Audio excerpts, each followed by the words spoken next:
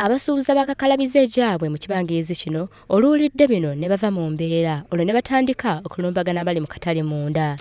KCCA yasalawo okufuula oluggya luno paakingi okusobola okumala akalippagano k'ebidduka mu kifo kino naddala mu ssaawa ng'abaguzi bangi. Mu kifo kino ababbi nabo boogerwako nga beeyisa obulala okusingira ddala n'okunyakula ensawo z'abakasitoma. Batugendereze ku babbi.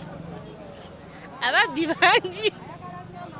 Baagala abamu bakole ku makya ziwera ssaawa 3 abadde baddako awo baabaganye. Naye kati nga ffe obuzibu bwe tusanze abakoleramu. Abakasitoma abadde bajaawo emisana tebakyajja bajja ku makya abamu. Kitegeeza kati abamu be bagobya ate tebalina nawakolera kuba babagoba tebabagambye gye bagenda. Jasi bajja ne bagamba bava mu katale tebakulagidde wagenda gamba obuzibu buli awo. Tetumanyi naffe kyakukola.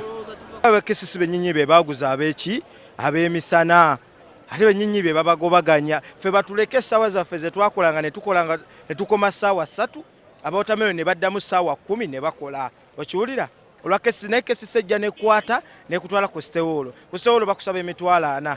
Yakwira ekibiina ekigatta abasuubuzi mu kibuga ekya Kampala City Traders Association Kasiita Evaristo Kayondo akubidde KCCA omulanga okukyusa mu kusalawo kwayo ku nsonga eno. Kati ate bw'omugamba nti nawuvaawo ate nga ne ku luguudo naffe bakasiita situmwagalako kiba kitegeeza nti oba omulese kwetuga. Yo KCCA ewera nti ekyagenda mu maaso n'enteekateeka zaayo okuteeka ekibuga ku mutindo omulungi ogweyagaza bannakibuga.